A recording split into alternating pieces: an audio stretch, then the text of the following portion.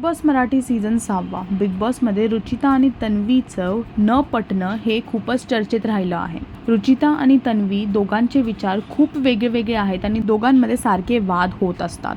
आता एपिसोड संपताना सुद्धा रुचिता आणि तन्वीमध्ये वाद झाला.